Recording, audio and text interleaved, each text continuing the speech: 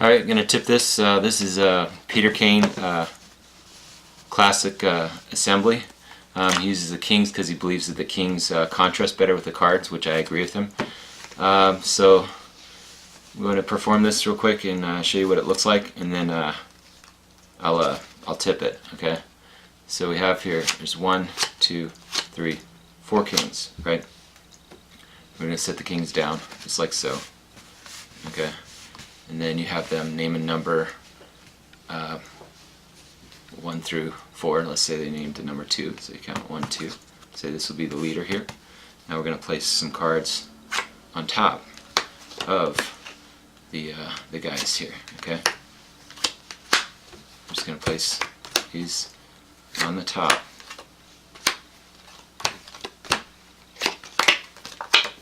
Now, here's the effect. You take the other kings, put this in one pile. 1, 2, 3, make this snap. And that's right, all the cards vanish, leaving just 4 kings. Now that's a nice little, I'll tell you why I like this. It's very clean. It uses the Visor move, the Bob Visor move, which I'm going to tip, and then it uses a Charlie Miller subtlety of doing the face-up bottom deal sequence. So this is really clever. This is Peter Kane from his book, Card Session with Peter Kane. I would recommend any book by Peter Kane. I love his magic. Okay. So you start off, you have 12 spot cards, and you want to use, you know, like 4 face cards. You can use the queens or kings. I'm just using the kings here. You're going to get a break on 3. Okay. You show all these cards. Okay. You'll have the kings here, and I put them in this order here. Just doesn't matter the order as long as the spade is the last one, because that's going to be the leader one. I have the 4 kings, and then I have 12 spot cards. You can let them examine everything because there is no gaps. As you spread through, you maintain a pinky break on the bottom 3. Now, as you peel off the top card, you're going to steal off these bottom ones. There's 2 different ways to do it I'm going to show. Okay, the first way, you peel off and you hold a break. So you're actually showing, or you're actually hiding these 3 with a break, right? Peel off the next one, the second one, the third one. Now as you peel off the 4th one, you're going to steal these 3, biddle back, because you have a break on these 3, right? So you're going to biddle back steal as you go there. So that'll look like that, right? But actually, you switch. So I'm going to show you that's one way, then I'm going to show you variation number 2, which is like this. You have a thumb break here. You have a pinky break. You transfer to the thumb, right, on the 3. You actually peel off just 1, okay, very cleanly. You can snap the card. 2, 3. As you come over 4, you kind of get a big thumb break, and you have it a little bit in like this, and I'll expose it. You're going to go underneath that packet, okay, and you're going to immediately steal. As you steal, okay, you're going to pull down with your pinky over here. So let me show you that. You have your break here, right? That comes in, and then you're going to hold the break underneath that and come off. So it's kind of like doing both moves in one. That's 2 variations of doing the Visor move, Bob Visor move.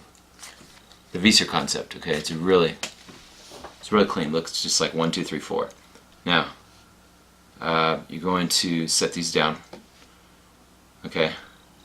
You set these down. You're going to spread this way, and this way. Now you have to remember where the king is, okay? Because you're going to make a force.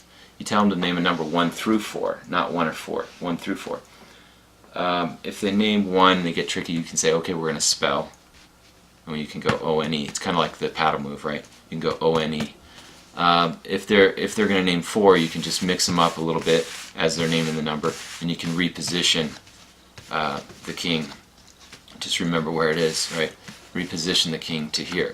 So if they name 1, you can just go, okay, 1. If they name 4, you can count 1, 2, 3, 4. This seems stupid, but this little thing, it's a little magician's force, makes it seem more fair. Okay, so it's in the 3rd position. Normally you say name a number 1 through 4, they're going to name, 2 or 3, because that narrows it down to 2, right? So 1, 2, and then of course you count from the other way, 1, 2, 3. So it's a stupid little force, but it makes it seem more fair, like they're choosing the king. And you'll say, okay, this will be the leader king. Now, you're going to do Charlie Miller subtlety, you're going to do a bottom deal. Okay, these are just regular deals, okay, of putting the cards. 1, 2. Now they're going to see some of the same cards, but they're not going to notice that, because what you're going to do here is you're going to buckle with your middle finger and you're going to make a bottom deal as you turn. So that's actually coming from the bottom. Okay, it's just you kind of necktie the deck a little bit, see? And they're not going to know because it just looks like you're setting these down. Okay, so you're going to go 1, 2, bottom deal here, see, as you turn, and then you're going to repeat that. Now when you get to here, you can just go like this, okay, because it's here, right? So you can just kind of do a frustration move here. Okay, so what you've done is you've secretly done the bottom deal from the packet. Very, very clean, very clever. This will fool magicians. You're going to take these 3 piles, okay? You can have them put their hand on top of this, however you want to do it, put their finger on top. Then you can make some magical gestures, you know, riffle, snap, wave your hands. Then you can show that, you can spread these cards and show that it's very clean. And then you can have them turn over the cards, or you can do a magical flourish to reveal your assembly. So it's a nice effect. That's the Peter Kane version of the Ace assembly.